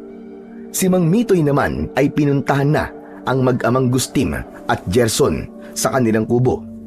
Sa mga labi nito'y namumutawi ang kakaibang ngisi. Sina Gustim at Gerson naman, matapos nagtatakang magkatinginan dahil sa biglang parang nag-alisa ng mga aswang sa paligid, ay gulat na gulat nang biglang pumasok sa kanilang bahay si Mang Mitoy. Teka, sino kayo? Anong ginagawa nyo rito? Huwag kang matakot. Ako nga pala si Kamitoy, isang dakilang antingero. Naparito ko para tulungan kayo. Alam kong ang anak mo nakakuha ng mutya ng 2 ulo na kobra. At saka pala, ako ang nagtaboy sa mga aswang sa paligid. Pero, paano nyo nalaman na ang anak ko nakakuha ng mutya? Dahil naramdaman ko sa kanya ang enerhiya ng mutya. Pasalamat kayo at ako ang unang pumarito ngayon para itaboy ang mga aswang. Alam nyo bang, may isang nakikipagkasundo sa mga aswang para ipahamak kayo?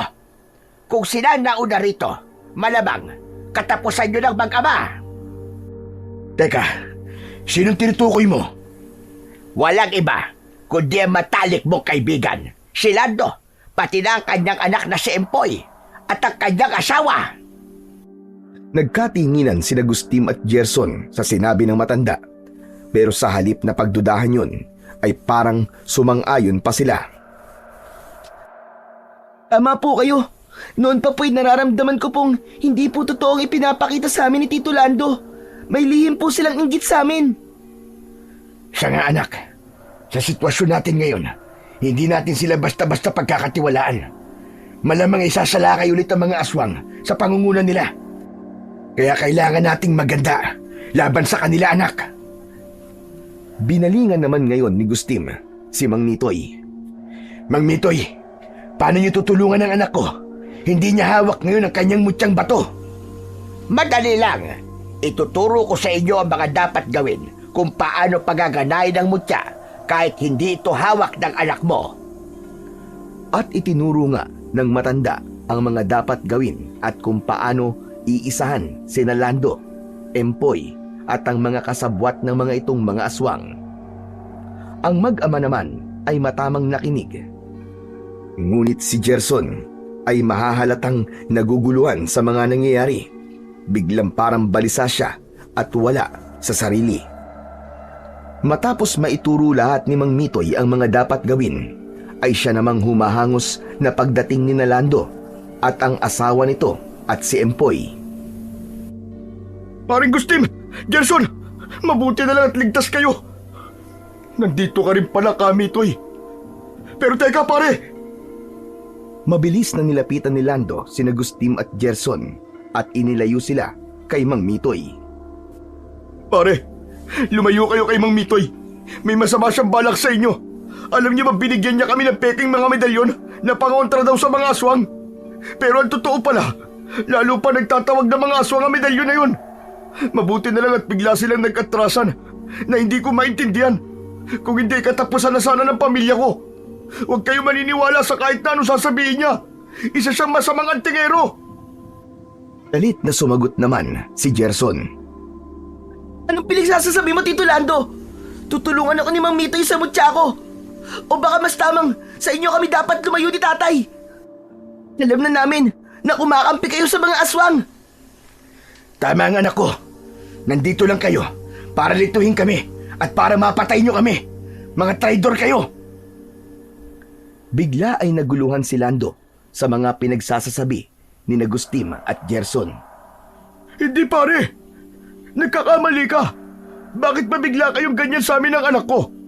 Alam mong tapat akong kaibigan sa'yo, pare. Kahit kailan, hindi ko kayo magagawang pagtaksilan. Nandito kami para... Natigilan si Lando nang may pumasok sa kanyang isip. Napayugyug pa siya ng ulo nang parang nag-iba ang tingin sa pagitan ni Mang Mitoy at Gerson. Maging sina Empoy, Gusting at ang asawa ni Lando ay bigla ring napapailing. Hindi makapaniwala sa nangyayari sa kanilang paningin. Makaraan ay sabay-sabay silang napatango. Si Gerson naman ay parang lalong naguluhan sa mga nangyayari. Para bang pati sa kanyang sarili ay hindi na siya makapaniwala. Ang sandaling yon ng mga kalituhan ay sinamantala ni Mang Mitoy. May isinenyas ito sa ere. Umugong ang sabay-sabay na pag-atungal at pagsingasing ng mga aswang na nagsilabasang muli mula sa kanilang pinagtataguan. Nanang ko po! Ano yon? Nakakatakot naman! Tay, mukhang naglabasan na naman po ang mga aswang! Nalintikan na! Paring Gustim, Gerson, humanda kayo! Gerson anak, ihanda mo ang kapangyarihan ng iyong mutya. Makinig ka sa iyong gabay.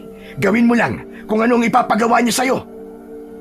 Ngunit si Gerson ng pagkakataong yon ay sinapian ng maraming pag-aalinlangan sa sariling kakayahan. Sinubukan niyang pagganahin ng kapangyarihan ng kanyang mutya, ngunit parang kahit na anong gawin niya, ayaw gumana. Kaya naman, nang mapansin siya ng kanyang ama, ay nagtaka na rin ito. Bakit anak? Ano ba nangyayari? Sabihin mo! Tay, hindi ko po mapagana ang mga kapangyarihan ko. Paano po nangyari to? Ano ka mo? Anak, gawin mo lang ang lahat ng mga itinuro sa'yo ni Kamitoy. Mag-concentrate kang maigi. Muling tinangka ni Gerson na pagganahin ng kapangyarihan ng kanyang mutya, ngunit kahit na anong pilit niya, lalong ayaw gumana. Sa nakikitang nangyayari kay Gerson, ay palihim na napangisi si Mang Mitoy. Pagkaraan ay muli itong may isinenyas sa ere. Gerson, humanda ka! Ito na ang wakas mo! Ang hindi karapat-dapat ay hindi kailanman pipiliin ang mutya. Isa kang masamang nilalanga! Walang ano-ano'y nagsisugod ng mga aswang sa loob ng bahay ni Gerson. Halos sirain ng mga ito ang pintuan. Nataranta si Agustin, Lando, Empoy at ang asawa ni Lando. Hindi nila alam ang kanilang gagawin sa pagkakataong yun. Napakarami kasi ng mga aswang. Sobrang kinabahan si Gerson. Wala na siyang nagawa kundi ang mapaatras pahiwalay sa kanyang mga kasama. Paring Lando, Empoy, magtulong-tulong tayo. Magkatalikod dating labanan ng mga aswang na yan. Sa gitna natin ang asawa mo. Kay Gerson ay para namang wala na silang pakialam. Mapahiwalay man ito sa kanila. Binaliwala lang siya.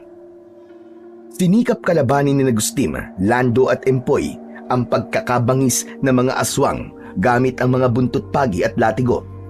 May ilan naman silang napapatumba, pero may isang bagay silang napansin. Mukhang hindi sila pinagtutuunan ng pansin ng mga aswang. Parang dinadaan-daanan lang sila. Parang mas si Gerson ang pakay ng mga ito at sugurin. Si Mang Mitoy naman sa ikatlong pagkakataon ay sumenyas ulit sa ere. Bunga nito'y bumilis ang pagkilos ng mga aswang.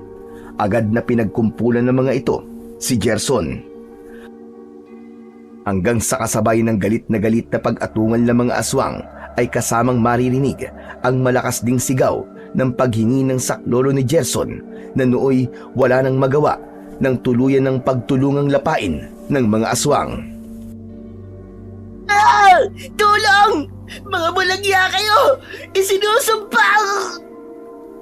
Naputol ang kakatuwang sinasabi ni Gerson nang pati ang bunganga niya ay brutal na winakwak ng mga aswang. Samantala, si Mang Mitoy na natutuwa sa kanyang tagumpay ay muling may isinenyas sa ere. Ngayon naman ay katapusan na ninyong lahat. Walang ano-ano'y nanumbalik sa kanilang katinuan ng mga aswang. Galit na binalingan ng mga ito sina Mang Mitoy at sina Agustin, Lando at ang kanyang asawa at si Empoy. Tinangkang sumugod ng mga ito. Inabutan pa nila sina Agustin at Lando. Kaya naman, napilitang makipaglaban ng dalawa. Nakapagpatumba sila ng hanggang 10.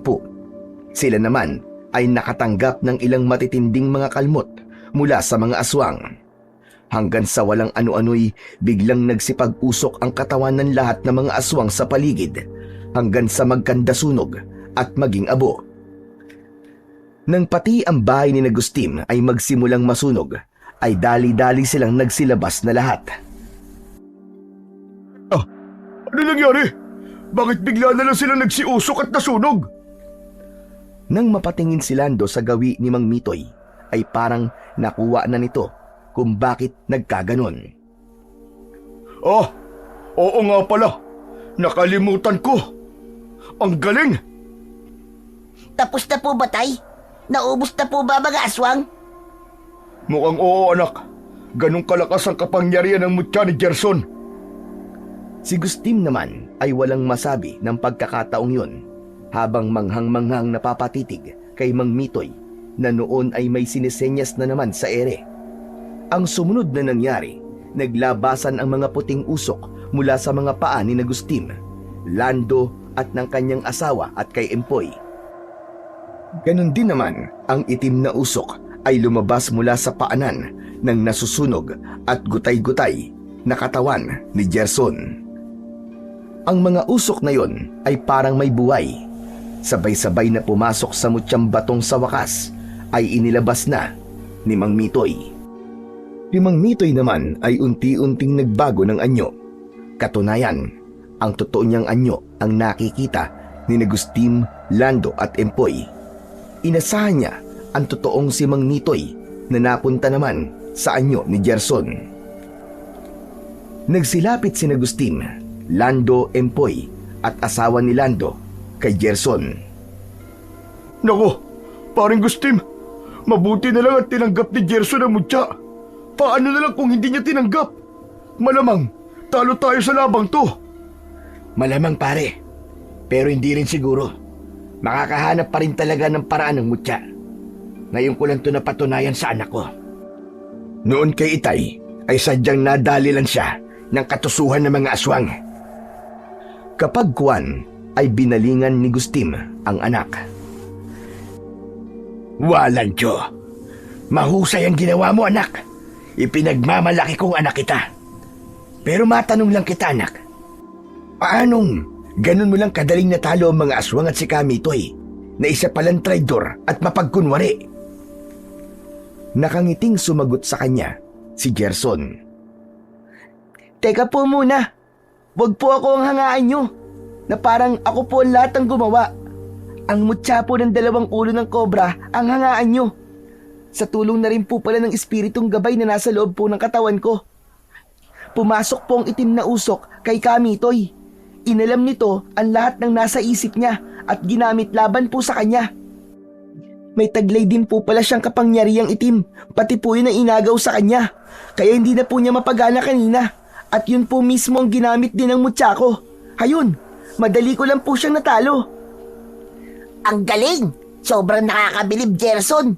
Sana ako rin magkaroon din ng mutyala tulad ng sayo. Magkakaroon ka rin, anak. Basta tutularan mo ang katangian ni Gerson. Palagay ko may nakita sa kanyang magaganda at importanteng mga katangian, kaya napili siya. Hayaan niyo po, Tay. Magpapakatapang din po ako at hindi na matatakot sa mga aswang. Saka, pwede naman po ako magpaturo kay Gerson eh. Di ba, Gerson? Best friend tayong dalawa, tuturuan mo ako? Aba, walang problema ron, Empoy. Maganda kung tayong dalawa ay may taglay na mutya. Kaya, tutulungan talaga kita. Sinabi mo yan ha. Tatandaan ko yan, wala nang bawian. Sina Itay, sina Inay, at Tito Gustim ang mga saksi natin. Ginulo ni Lando ang buhok ni Empoy, pero maya-maya bigla siyang nalungkot at napayuko na para bang may kasalanang nagawa. Napansin naman ito ni Gustim. O pare, bakit bigla ka nalungkot dyan? Anong dahilan? Naisip ko lang kasi pare, si Kamitoy. Dapat sana hindi ko na siya tinawag para tulungan kay ni Gerson. Kung nagkataon pa lang hindi naging tagumpay ang ginawa ni Gerson kasalanan ko. Nagdala ko ng posibleng ikakapahamak nyo. Inakbayan ni Gustim si Lando na kanyang kaibigan. Naku pare, wala kang kasalanan. Alam kong iniisip mo lang kung ano makakatulong sa amin ni Gerson. Sadyang tuso lang talaga si Kamitoy. Yung kanina naman na parang umayon kami ni Gerson sa paninira sa inyo ni Kamitoy, palabas lang namin yun. Minsan ay kailangan nating tapatan ng katusuan ng iba para hindi tayo madehado sa uli. Isa pa, subok ko na noon pa ang katapatan mo sa amin. Kaya nang pagbintangan ka ni Kamitoy ay hindi talaga ako naniwala. Kaya sana pare, huwag mong damdamin yun ha.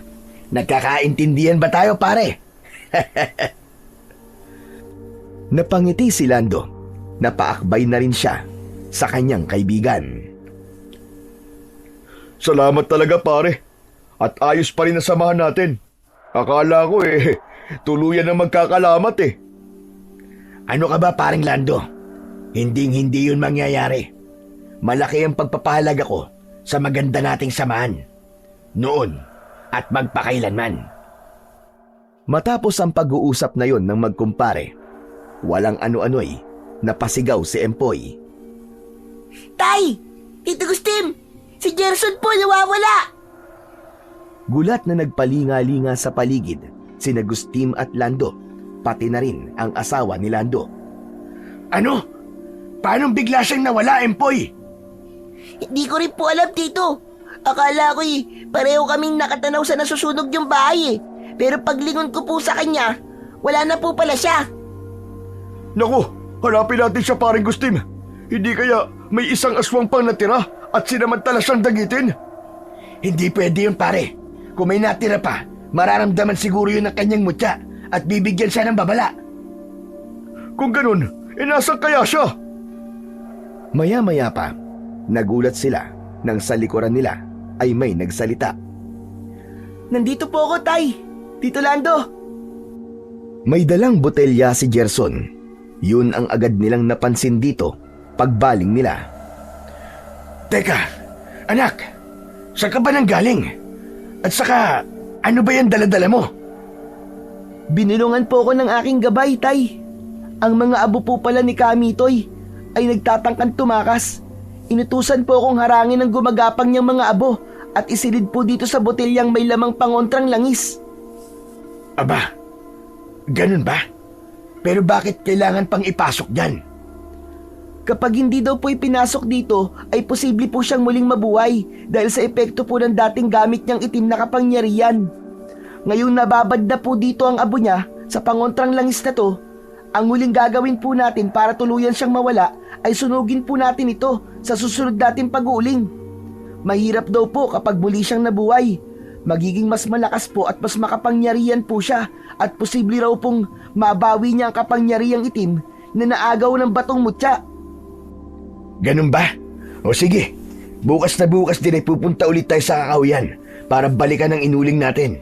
Tuloy, gagawa ulit tayo ng bagong mga uling para maisamang masunog yan, anak. Mamumulak na rin tayo ng mga puno para sa gagawin natin bagong bahay natin. Kinabukasan nga ay maaga silang sama-samang nagpunta sa kakahuyan para isagawa ang mga napagplanuhan nilang gawin ng nagdaang gabi. Ang pinakaimportante ay yung huli nilang gagawin. Nagsunod na sila ng bagong mga sangang uulingin sa malaking hukay. Inilabas na ni Gerson ang botelyang naglalaman ng abo ni Mang Mitoy. Isang munting orasyon muna ang pinabigkas sa kanya ng kanyang gabay. Makaraan ay inihagis niya ang botelya sa malaking apoy. Ang alaala ng isang masamang nilalang ay tutuldukan na. Patunay lang ito na walang kasamaang nagtatagumpay sa huli. Umutok ang botelyang yon. Kasunod nito ay narinig nila ang galit na tinig ni Mang Mitoy habang papahinang humahalo sa apoy. Mga walang hiya kayo! Hindi pa ito katapusan ko! Maghihiganti ako! At doon na tuluyang natuldukan, maging ang tinig ng kaluluwa ng matanda.